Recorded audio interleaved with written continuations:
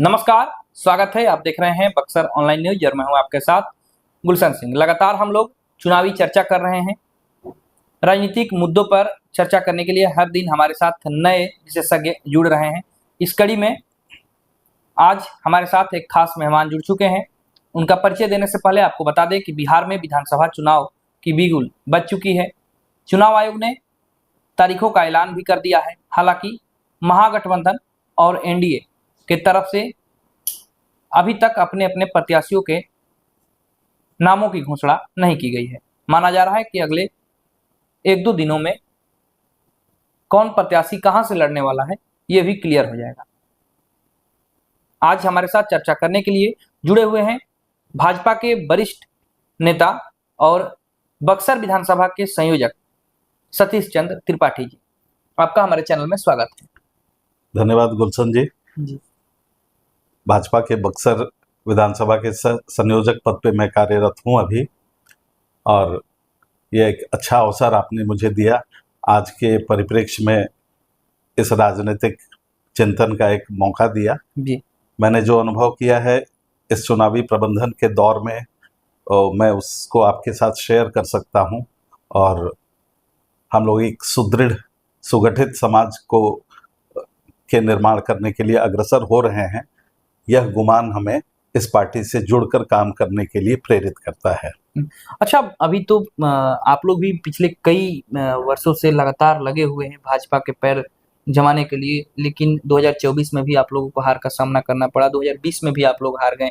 अभी बक्सर जिले के चारों विधानसभा पर महागठबंधन का ही कब्जा है। इस बार अपने पुराने किला को वापस पाने के लिए आप लोग कितना तैयार हैं? हम लोगों ने अपनी पूरी तैयारी की है, पूरे जोश खरोश के साथ हैं। हमारे निचले पावदान के कार्यकर्ता से लेकर शीर्ष कार्यकर्ता, शीर्ष नेतृत्व जो है हमारा, वो पूरी तरीके से इस चारों विधानसभा एनडीए के गोद में डालने के लिए तैयार है। और सीट शेयरिंग की चर्चा अभी चल रही है बक्सर भाजपा से, और अन्य जो विधानसभा की सीट हैं जहां से भी जो भी अभी नेतृत्व का निर्णय आएगा वो एनडीए गठबंधन के जो भी लोग, जो उम्मीदवार होंगे, हम लोग इस लड़ाई को पूरे तन्मयता से लड़ने जा रहे हैं। और उम्मीद है कि आम जन भी हमारा साथ दे रही है। ऐसा रोजमर्रे के एक दूसरे से परिचयात्मक भेंट, आपसी मुलाकात के दौर में हुई बातचीत के आधार पे हमें लगता है कि हम सभी लोगों ने एनडीए को जिताने का एक मन बना लिया है, और यह पूरी रणनीतिक लड़ाई के लिए हम तैयार बैठे हैं। अच्छा, बात करें कैंडिडेट की, तो कैंडिडेट एक अहम महत्वपूर्ण माना जाता है चुनाव जीतने के लिए। और बक्सर में किस तरह का कैंडिडेट होना चाहिए? यदि जनता से पूछे तो जनता जो है कह रही है कि हमें लोकल, स्थानीय और आसपास के लोग जो कार्यकर्ता हैं पार्टी के, वो हमको चाहिए, उस तरह के कैंडिडेट चाहिए। लेकिन पार्टी हमेशा से जो है बाहर से कैंडिडेटों को आयात कर दे रही है। इसको लेकर के भी जो भाजपा के कैडर वोटर हैं उनमें नाराजगी है। उनके मनपसंद की जो प्रत्याशी होना चाहिए वो नहीं हो पाता है, और लोग कहते हैं कि हम लोग मतलब ना चाह के भी उस प्रत्याशी को चुनाव में वोट देते हैं, लेकिन उतना दम नहीं लगा पाते हैं। आपको क्या लगता है इस बार? ये सच है कि प्रत्याशी महत्वपूर्ण नहीं होता है हमारे लिए। यह महत्वपूर्ण कमल का फूल होता है, हमारा चुनाव चिन्ह होता है। और कमल फूल के तले जो लोग हैं वो प्रत्याशी वहां पे गौण हो जाता है। हमारा चिन्ह, हमारी पार्टी, हमारी विचारधारा ये महत्वपूर्ण होती है। इस लिहाज से एक स्तर से देखा जाए तो प्रत्याशी का बाहरी होना, भीतरी होना ये बहुत महत्वपूर्ण विषय नहीं है भाजपा जैसी राष्ट्रीय और विशाल पार्टी के लिए। लेकिन साथ ही साथ यह एक विधानसभा के लिए बहुत महत्वपूर्ण भी होता है कि किसी भी विधानसभा के जो निवासी हैं, जो वोटर्स हैं, उन्हें लगता है कि उनका प्रत्याशी ऐसा हो जो उनके जैसा सोचता हो, उनके जैसा वो समझता हो किसी भी परिस्थिति को, उसके रोजमर्रे के सुख दुख एक जैसे हों, वो अपने प्रत्याशी से अपने दुख को शेयर कर सके, अपने हर्ष में भी प्रत्याशी को शामिल कर सके। वो एक ऐसे प्रत्याशी की परिकल्पना करता है। बाहरी प्रत्याशी, जैसा इस शब्द का कोई बहुत अर्थ नहीं है बाहरी शब्द का, क्योंकि वो हमारे भारतवर्ष के अंदर का एक नागरिक है, जो भी प्रत्याशी है। लेकिन अगर विधानसभा के परिप्रेक्ष्य में देखा जाए तो बाहरी प्रत्याशी का मतलब हुआ कि विधानसभा से बाहर का प्रत्याशी। तो वैसे प्रत्याशी को लेकर थोड़ी सी निष्ठा में कमी आ जाती है सामान्य कार्यकर्ताओं में। उनकी मनोदशा ये हो जाती है कि इनका ठीक ठीक जुड़ाव अपनी मिट्टी से नहीं है, यहाँ की मिट्टी से नहीं है, यहाँ के सांस्कृतिक और पारंपरिक लोक रीतियों से नहीं है। बहुत सारी छोटी छोटी बातों को वो प्रत्याशी के साथ शेयर करना चाहते हैं, जो कि उन्हें उनके दिलों को छूती हैं। बाहरी प्रत्याशी के मन मिजाज, उसकी कार्यशैली और यहाँ के एक विशाल जनजीवन की जीवन शैली जो है, थोड़ी सी भिन्नता होने की वजह से एक असंतोष हो सकता है कि इस बात का लेकर हो। आम वोटर्स में तो जरूर, कार्यकर्ताओं के मन में ऐसी बहुत बड़ी बात नहीं होती है। कार्यकर्ता कमल के फूल को ही मुख्य मानते हैं। अच्छा, भारतीय जनता पार्टी में लगातार जो है बहुत सारे लोग आ रहे हैं, जुड़ रहे हैं, और एक तरह से वो टिकट के दावेदार भी अपने आप को कहने लग रहे हैं, मानने लग रहे हैं। उस तरीके से पोस्टर बैनर भी लगाए जाते हैं।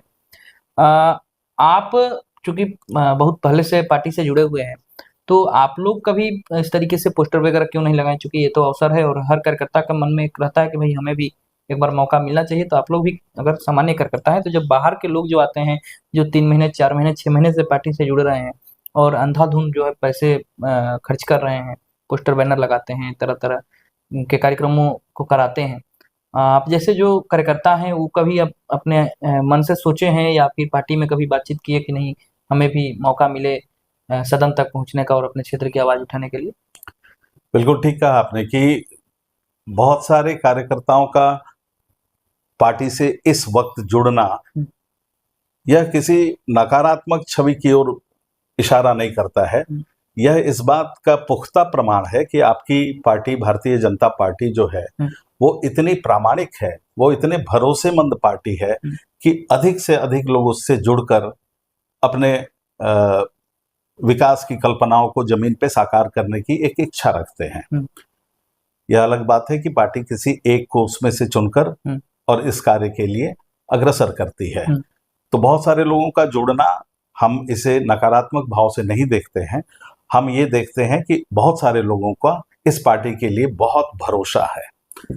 दूसरी बात है कि अब आम जन जो है और पार्टी का ये एक, पार्टी की जो एक परंपरा है, पार्टी की एक जो चिंतन शैली है, पार्टी बहुत बारीकी से बिल्कुल निचले स्तर के कार्यकर्ता तक अपनी नजर रखती है। और आपके कार्य में आप कितने प्रवीण हैं, आप अपने कार्य में कितने दक्ष हैं, और इन सब बातों का लेखा जोखा करके पार्टी एक सटीक कैंडिडेट यहाँ से प्रस्तावित करती है। तो हर वो कार्यकर्ता जो ईमानदारी, निष्ठा से कार्य कर रहा है, विगत कई वर्षों से कार्य कर रहा है, उसे इस बात का यकीन होता है कि उसके कार्य और उसके कार्य के परिणामों के आधार पे एक दिन पार्टी उसे जरूर अवसर देगी, और इस निश्चिंतता में वह कार्यकर्ता जीवन पर्यंत लगा रहता है। आपके मन में कभी इस तरह की इच्छा आई कि नहीं कि आपको भी भाजपा से चुनाव लड़ना चाहिए? किसी भी जवाबदेही को अपने कंधे पे लेने की ताकत इस पार्टी ने मुझे दिया है। इस पार्टी में काम करके और इस पार्टी में काम करने के बाद जो एक सामंजस्य की भावना विकसित होती है, एक अपनेपन की भावना विकसित होती है। कार्यकर्ता विभिन्न वर्ग, विभिन्न समुदाय, विभिन्न जाति के होते हैं, लेकिन उनके बीच में जब हम काम करते हैं तो हम एक परिवार की भांति काम करते हैं। हमें लगता ही नहीं है कि हम अपने परिवार से बाहर हैं। और वो पार्टी हर कार्यकर्ता को एक ऐसी ताकत देती है जिस ताकत के आधार पे चाहे वो कार्यकर्ता या मैं बतौर कार्यकर्ता इस बात के लिए हमेशा तैयार खुद को मानता हूं कि पार्टी चाहे जैसी भी जवाबदेही देगी, हम लोग अपने कंधों पे उसे लेकर उसका निर्वहन करेंगे और सफलतापूर्वक निर्वहन करेंगे। आपने पिछले बयान में अपना कहा कि इस बार जो है महागठबंधन जिस चारों सीटों पर कब्जा किए हुए है, उस पर इस बार एनडीए का कब्जा हो जाएगा। तो कैसे हो जाएगा? जनता के बीच में आप लोग क्या कुछ लेकर के गए हैं, या जनता क्यों आपको चुने? जनता के कमल को फूल को चुनने के लिए बहुत सारे कारण हैं और वो जनता को पता है। जनता राष्ट्रीय स्तर से लेके और निचले अपने घर के स्तर तक अगर विकास को देखे, पिछले 20 साल पहले किस परिस्थिति से जनता अपने जीवन का यापन कर रही थी, उसमें राष्ट्र बोध कैसा था, राष्ट्र के प्रति गर्व कैसा था, हम कभी गर्वित नहीं हो पाते थे। एक दौर ऐसा भी था, भारत ने अपने सैनिकों के कटे हुए सर को थाली में दुश्मन देश के द्वारा लौटाते हुए देखा है। और उसी भारत के बहुत सारे जवान जो आज गांवों में हैं, जो कि सीमाओं पे लड़ रहे हैं, वो जब लौट कर आते हैं तो उनके चौड़े सीने, उनका आत्मविश्वास भरा वक्तव्य कथन जब हम सुनते हैं तो हम यहाँ घर पे बैठे, हम गाँव में बैठे, शहरों में बैठे लोग गर्वान्वित हो जाते हैं। हमें लगता है कि अब हमारी एक ऐसी सरकार है जिसने पहली बात तो ये किया कि उसने राष्ट्रबोध कराया, हमें अपने राष्ट्र के प्रति गौरवशाली होने का एक भाव हमारे मन में भर दिया, और निश्चित तौर पे ये भाव एक आया।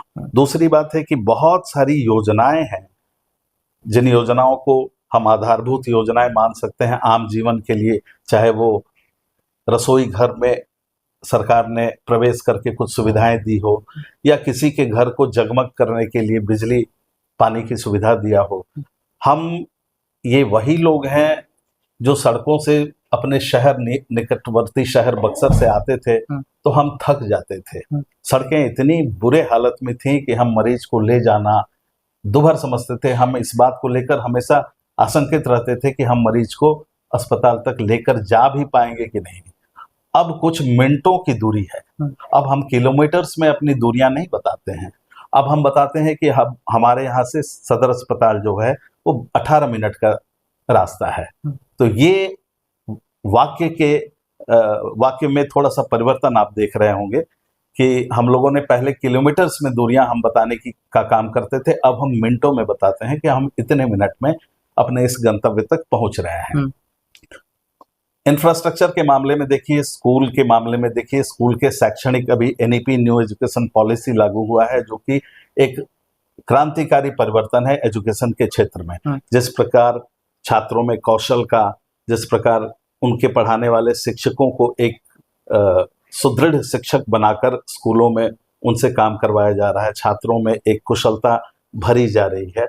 अब हम रोजगार को सीधे सरकारी नौकरियों से जोड़कर नहीं देखते हैं, हम कई नवाचार पे आते हैं, कई स्टार्टअप हैं, और हम देखते हैं कि अच्छे अच्छे संस्थानों से पढ़कर आए हुए बच्चे, उन्होंने अपना स्वरोजगार की ओर ज़्यादा रुझान किया है, और वो अब याचक नहीं रहे नौकरी के, रोजगार के, वो रोजगार प्रदान करने वाला एक ऐसी जगह पे आ गए हैं जिससे कि वो कई लोगों को रोजगार प्रदान कर रहे हैं। तो हमारी सरकार ने एक बिल्कुल विपरीत और विकसित मनस्थिति के लिए बच्चों को तैयार किया है, आमजन को तैयार किया है।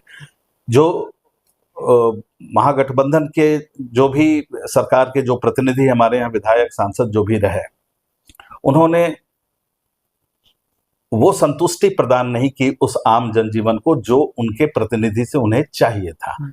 कुल मिलाकर निष्कर्ष ये है कि अगर आम जन अपने प्रतिनिधि के प्रति भरोसेमंद है, अगर वह भरोसा जीत लेता है प्रतिनिधि आम जन का, तो एक विकास की कड़ी में हम एक लंबी छलांग इसे कह सकते हैं। यह पाया जा रहा है कि हमारे यहाँ आम जन अपने प्रतिनिधियों के प्रति बहुत भरोसेमंद नहीं है, उन पे विश्वास नहीं कर सकते हैं, और जब तक विश्वास नहीं कर सकते हैं तब तक उनके चेहरों पे मुस्कुराहट नहीं आ सकती है, जो कि एक भारत कल्पना करता है मुस्कुराता चेहरा वाला नागरिक का देश। यह इसकी कल्पना नहीं की जा सकती है। तो प्रतिनिधियों को अपने आप को इतना बड़ा बनाना चाहिए कि वो आम जन का भरोसा जीत सकें। आप चुनाव जीत सकते हैं, भरोसा जीत सकें, इसकी कोशिश करनी चाहिए, जिसमें मैं देखता हूं कि जो अभी वर्तमान प्रतिनिधि हैं वो असफल हैं। अच्छा, बिहार चुनाव की बात करें, बिहार में चुनाव होने वाला है, तो बिहार की बात करें हम लोग। आप भी बाहर जाते हैं, आते हैं, बहुत सारे जगहों पर सब लोग घूमता है बिहार के लोग जो हैं, लेकिन बिहार के साथ एक बिहारी होना एक गाली हो गया है। बाहर में लोग जाते हैं शिक्षा के लिए भी, जो भी UPSC वगैरह निकालते हैं उनको बाहर में ही पढ़ना पड़ता है, चाहे दिल्ली पढ़ें या फिर उत्तराखंड पढ़ें, मतलब दूसरे स्टेटों में जा करके यहाँ के बच्चों को पढ़ाई करके और उच्च पदों पर जाना होता है। नौकरी के लिए प्रवासी मजदूर का टैग लगा हुआ है। पलायन का टैग लगा हुआ है बिहार के साथ। बिहारी शब्द ही मतलब एक तरीके से चीटर के शब्द के तौर पर पूरे देश में घुमा दिया गया है कि बिहारी है क्या, मतलब किसी दूसरे प्रदेश के लोगों को भी बोला जाए तुम बिहारी हो क्या, वो बिहारी जैसे व्यवहार कर रहे हो, बर्ताव कर रहे हैं। इन सभी टैगों को खत्म करने के लिए बीजेपी इस बार किस तरीके से लगेगी या फिर क्या कुछ रणनीतियां हैं, इस पर थोड़ा सा आप विस्तार से जानकारी दीजिए। मैथिली ठाकुर का वापस लौटना अपने गांव की ओर, और यह बड़े गर्व से कहना कि मैं अपने गांव अपने क्षेत्र के लिए वापस आ रही हूं, यह बतला रहा है कि बिहार बदल रहा है। बिहार ने अपने उस कलेवर को बदल दिया है जिस कलेवर के साथ हम अपमान का घूंट पिया करते थे। आपने ठीक कहा कि बिहारियों को एक जहालत की नज़रों से देखा जाता था, लेकिन अब की स्थिति ऐसी है कि अब हम जो भी प्रतिभा है हमारी जो बाहर निखर कर काम कर रही है वो अपने क्षेत्र को लौटना चाह रही है, हम उसे मौका दे रहे हैं और तभी वो लौट रहे हैं। तो इसका मतलब है कि जो लौटने वाले लोग हैं उन्होंने बिहार में अपनी स्थिरता और अपना स्थायित्व देखा है और उन्हें यह यकीन है कि हम अब वापस लौटकर अपने माटी को फिर से पल्लवित पुष्पित करेंगे। और मेरे हिसाब से बिहार का इंफ्रास्ट्रक्चरल चेंज, बिहार का शैक्षणिक मामलों में एक सोच में परिवर्तन, मैंने पलायन को देखा है कि स्कूलों में 10th के बाद बच्चे या बच्चों के माता पिता वो अपने बच्चों को बाहर भेज देते हैं बेहतर शिक्षा के लिए। तो यह भी एक पलायन है, केवल रोजगार के लिए ही पलायन नहीं हो रहा है, यह भी एक पलायन था। लेकिन अब इतने उन्नत और कुशल कॉलेज स्कूल धीरे धीरे हमारे बिहार में खुल रहे हैं कि अब हमें बाहर कोटा, बेंगलोर, राजस्थान, पुणे, पटना कहीं जाने की जरूरत नहीं है। हम अपने बिहार में बहुत सारे उन्नत कॉलेजों में लॉ की पढ़ाई हो, टेक्निकल पढ़ाई हो या एडमिनिस्ट्रेशन पढ़ाई हो, कंप्यूटर एप्लीकेशन से रिलेटेड पढ़ाई हो या किसी भी प्रकार का एग्रीकल्चरल कॉलेजेज हमारे यहाँ खुल रहे हैं और हर जगह एक शोध की संभावना बनी हुई है। बिहार उसमें अपने तेज कदम बढ़ा रहा है, चीजें खुल रही हैं, हमारे बिहार में बहुत सारे इंस्टीट्यूशन आ गए हैं और अब बच्चों को धीरे धीरे समझ में आ रहा है या उनके अभिभावकों को भी यह समझ में आ रहा है कि हमें अपने बच्चों के बेहतरी के लिए उन्हें अपने से दूर करने की जरूरत नहीं है। और ऐसा मैं पा रहा हूं कि धीरे धीरे बिहार सबको बुला रहा है बिना कहे। तो यह एनडीए सरकार के वजह से ही संभव हो पाया, अन्यथा एक सरकार वो भी थी जिसने इन बिहारियों को यहाँ से भागने के लिए, पलायन करने के लिए मजबूर कर दिया था। और फिर यही बिहार है कि उन सभी लोगों को जो बाहर जाकर अपनी प्रतिभाओं को निखार रहे थे उनको वापस लौटने के लिए प्रेरित भी कर रहा है और लोग आ भी रहे हैं। तो यह सामान्य परिवर्तन है, सबको दिख रहा है। 2014 से आपकी केंद्र में, पूरे भारतवर्ष में 2014 से मोदी की सरकार है, प्रधानमंत्री मोदी यहाँ पर मजबूत सरकार में हैं और पूरे देश में जितने भी स्टेट के चुनाव हुए वहाँ पर बीजेपी जो है चाहे अलायंस से या फिर अपने दम पर सरकार भी बनाई। लेकिन इस पीरियड में बिहार में भी चुनाव हुए, यहाँ पर आपके पार्टी का या जो कहते हैं कि विकास के लिए, राष्ट्र के विकास के लिए, राष्ट्रवाद के लिए बीजेपी कार्य करती है, विकास ही मुद्दा रहता है, तो फिर आपका विकास का जो नारा है या जो जादू है वो जादू बिहार में क्यों नहीं चल पाया? क्या लगता है कि इस बार वो जादू चलेगा? इस बार तो वो जादू चलेगा। बिहार विकास के लिए ही इस बार लड़ेगा। और जो आपने कहा कि पिछले दौर में ये विकास का जादू क्यों नहीं चल पाया, जबकि विकास तो हम देख रहे हैं, वर्षों से देख रहे हैं, पिछले कई 10 वर्षों से तो जरूर देख रहे हैं। तो हमारा ये कहना है कि वो जो विपक्षी दलों के द्वारा एक जो बनाई गई जातिगत संरचना है, ना चाहते हुए भी वो लोगों के मनों में भरी पड़ी हुई है। जाति को लेकर हम कभी कभी एक विकास पुरुष को खो बैठते हैं। हम अपने जाति के किसी व्यक्ति को प्रश्रय देने के क्रम में हम वास्तव में विकास पुरुष को खो बैठते हैं। और ऐसा एक जनभावना विपक्ष ने ज़्यादा तैयार किया। विपक्ष ने कई समाज बनाए, विपक्ष ने इन सभी चीज़ों को एक अलग सी हवा दी। आम जन जो अपने पेट की लड़ाई लड़ती है, अपने तन को ढकने के लिए वस्त्रों की लड़ाई लड़ती है, उन्हें अपनी जाति में एक मसीहा नजर आने लगता है। यह एक नैरेटिव, यह एक दुस्वप्न सा उन्होंने यहाँ के जनता को दिखाया, थोड़ा उसका प्रभाव भी हम देख पाते हैं। लेकिन धीरे धीरे इसी बिहार और यही बिहार के लोगों में यह मिथक टूट रहा है, वो सिर्फ और सिर्फ विकास और विकास के लिए जो सोच सकता है उस मस्तिष्क वाले एक पुरुष को तलाश रहे हैं, जो उनके और उनके बच्चों के लिए मार्ग प्रशस्त करे। मार्ग प्रशस्त करने के लिए उन्हें एक आधारभूत जीवन की मौलिक जरूरतों को पूरा कर सके, जैसे कल्पना उस व्यक्ति के मन में हो, उनके बच्चों के लिए शैक्षणिक एक बेहतर परिवेश दे सके, ऐसा एक कोई व्यक्ति की तलाश हो रही है। वो किस जाति का हो, यह गौण है, यह बिल्कुल गौण है। और हम सिर्फ और सिर्फ एक ऐसे व्यक्तित्व की परिकल्पना कर रहे हैं अपने प्रतिनिधि के रूप में, जिसने विकास की एक राह दिखाने की चेष्टा जो रखता हो, जिसमें सामर्थ्य हो कि वो लोगों को एक विकास का राह दिखा सके। हर व्यक्ति को विकसित करना उतना इम्पोर्टेंट नहीं है जितना कि विकास के लिए उन्हें उन्मुख कर देना। विकासोन्मुख कर देते हैं तो आपके लिए एक अच्छा समाज का निर्माण स्वयं हो जाता है।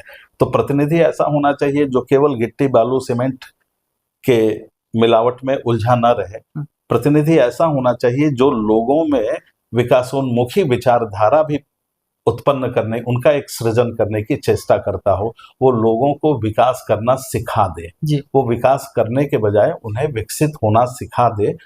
तो ऐसा प्रेरक व्यक्तित्व चाहिए और बिहार को मिल चुका है। अच्छा, अभी तक तो हम लोग जितनी भी चर्चाएं किए, जितने भी सवाल किए, उसका आपने तो बेबाकी से जवाब दिया।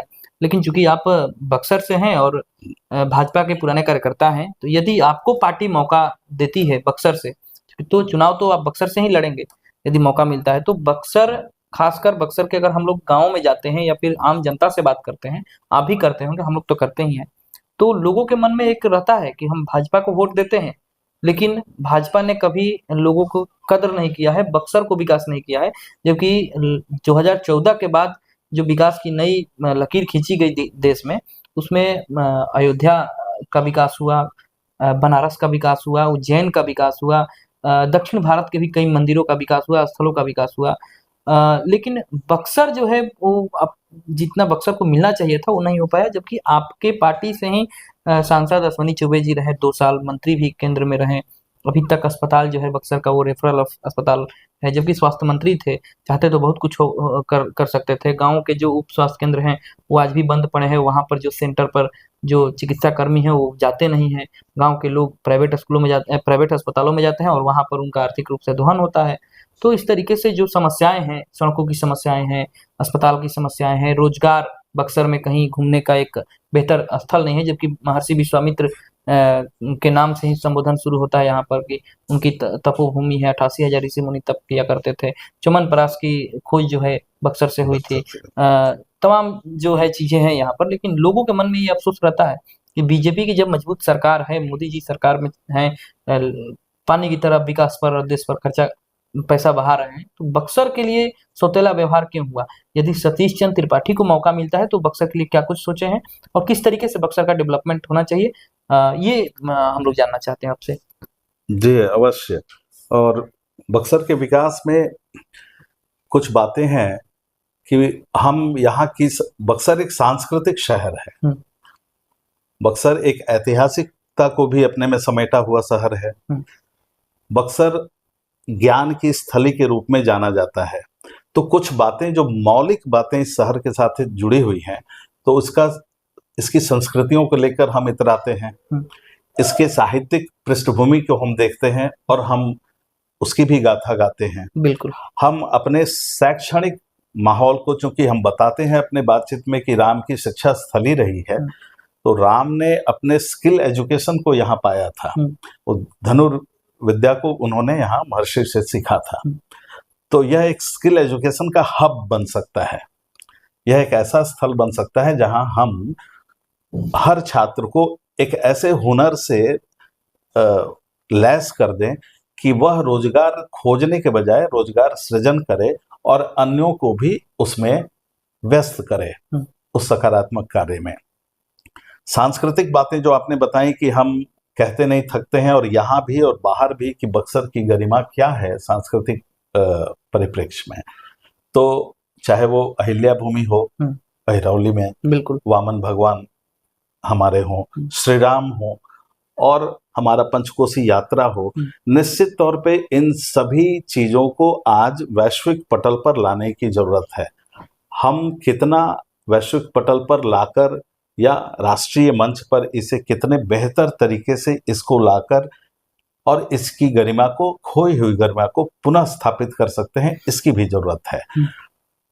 और जैसे ही यह राष्ट्रीय अंतर्राष्ट्रीय पटल पर यह शहर इस रूप में देखा जाने लगेगा, इसके एक बेहतर टूरिज्म स्थल होने में कोई संदेह नहीं रहेगा। तुरंत ही सरकारें ऐसे जगहों को, जहाँ पे कि उनका एक धरोहर छिपा हुआ रहता है, उनकी एक विरासत होती है, ऐसे शहरों को पर्यटन क्षेत्रों के रूप में उन्हें विकसित कर दिया जाता है।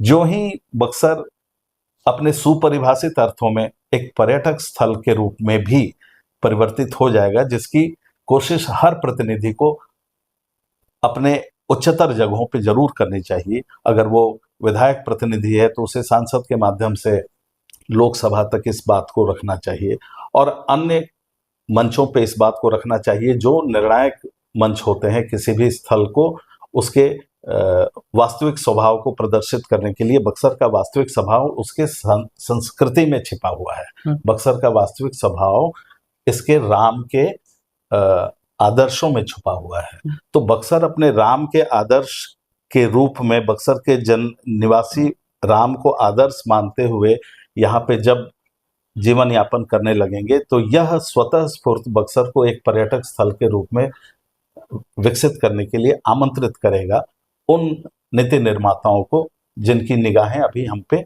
नहीं पड़ी हैं। और हम प्रतिनिधि के तौर पे यह उम्मीद करते हैं, चाहे कोई भी हो, उनसे कि ये बातें बक्सर की अवश्य आगे तक पहुंचाई जा सकें। तो हम इसे सांस्कृतिक धरोहर बनाकर, एक पर्यटक स्थल बनाकर, हम यहाँ पे रोजगार का सृजन, स्वयं ही जीने की एक व्यवस्था हो जाती है। लोग जीने लगते हैं।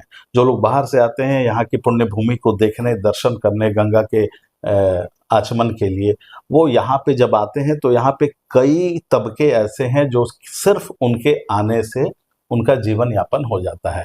स्वतः स्फूर्त सारे रोजगार की समस्याएं, लोगों में एक दूसरे प्रकार के भाव की उत्पत्ति होने लगेगी, एक धार्मिक भाव, एक आस्था से जुड़ा हुआ शहर है ये।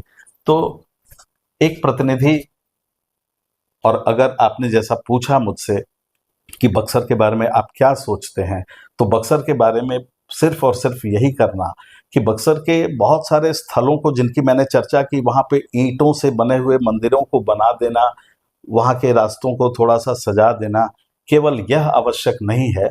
आवश्यक यह भी है कि बक्सर का विचार राष्ट्रीय मंच पे बैठे लोग कर सकें, बक्सर के बारे में वहाँ तक बातें हमारी पहुँच सके, इतनी आवाज़ हम वहाँ तक पहुँचा सकें, ये भी एक प्रतिनिधि को अपने कंधे पे लेना होगा। और मुझे लगता है कि ऐसा जो भी व्यक्ति करेगा, जो भी प्रतिनिधि करेगा, वो यहाँ का होके रह जाएगा, वो लोगों के हृदय में हमेशा के लिए बस के रह जाएगा। मानते हैं कि बक्सर के पिछड़ेपन के जिम्मेदार जो पिछले जनप्रतिनिधि थे वही होंगे? हमने बक्सर को इस रूप में देखने की हमारी आंखें, जो हमारी दृष्टि मिली, कि हमने ढूंढना शुरू कर दिया कि हमारी अहिल्या थी, हमारे वामन भगवान थे, हमारा यह राम का पुण्य भूमि है, यह विश्वामित्र की तपस्थली है, यह सरोवर है जहाँ पे कि ऋषि मुनि, ये जो आंखें हमने विकसित कर दी और हम उसके लिए बेचैन हो पड़े हैं आज, तो ये निश्चित बात है कि उन प्रतिनिधियों ने, जिन पे हम अभी आरोप लगा रहे हैं कि उन्होंने पूरा विकास नहीं किया, लेकिन उन्होंने हमारे अंदर यह दृष्टि प्रदान कर दी जिससे कि हमने अब सोचना प्रारंभ कर दिया है। और एक व्यक्ति और कुछ चंद वर्षों में पूरी कायाकल्प नहीं की जा सकती है। हम अपने उस पुराने भव्य विरासत को नहीं देख सकते हैं, लेकिन धीरे धीरे हम चल पड़े हैं उस मार्ग पे, और उन प्रतिनिधियों ने निश्चित तौर पे अपनी भूमिका अदा की है हम लोगों के अंदर वह अंतर्दृष्टि जागृत करने की। ठीक है कि बहुत सारी चीज़ें हमें नहीं दिख रही हैं जैसा होना चाहिए, जैसी परिकल्पना मेरे मन में है, जैसी परिकल्पना आपके मन में है, वैसा कुछ ना भी दिखता हो, लेकिन हम दोनों मिलकर सोचने लगे हैं कि हमारा बक्सर ऐसा हो। यह तो हमारे प्रतिनिधियों ने कर ही दिया। बिल्कुल। आम लोगों से क्या अपील रहेगी आपकी? आम लोगों से सिर्फ यही अपील रहेगी कि आप 100% मतदान करें, मतदान में ना चूकें। मतदान किसे करें यह स्वयं तय करें। आप बहुत विचारवान लोग हैं और आपको पता है कि हमारे प्रगति के लिए, हमारे विकास के लिए, हमारे बच्चों के बेहतरी के लिए और इस पूरे पुण्य भूमि बक्सर के लिए कौन प्रतिनिधि आपके लिए हितकारी हो सकता है। आप उसे अपना एक शक्ति मत के रूप में एक शक्ति प्रदान करें और निश्चित माने कि वह प्रतिनिधि, जब आपने उसे अपनी शक्ति प्रदान की है, आपने उसमें अपना भरोसा जताया है, तो आपके भरोसे को तोड़ने वाला वह प्रतिनिधि आपको नहीं मिलेगा। तो आप अपना मतदान अवश्य करें और एक बेहतर प्रत्याशी के लिए आश्वस्त हो लें। जी सर, आप हमारे शो में शामिल हुए और अपना समय दिए, इसके लिए आपको बहुत बहुत धन्यवाद। बहुत बहुत धन्यवाद। तो ये थे हमारे साथ भाजपा के वरिष्ठ नेता सतीश चंद्र त्रिपाठी जी, जिन्होंने तमाम सवालों का बेबाकी से न केवल जवाब दिया बल्कि जनता से भी आग्रह किया कि आप लोग अपने मताधिकार का प्रयोग सोच समझ कर कीजिए और लोकतंत्र को मजबूत करने में अपना अहम भूमिका जो है उसको अदा जरूर करें। बने रहिए हमारे साथ, फिर मिलेंगे। धन्यवाद।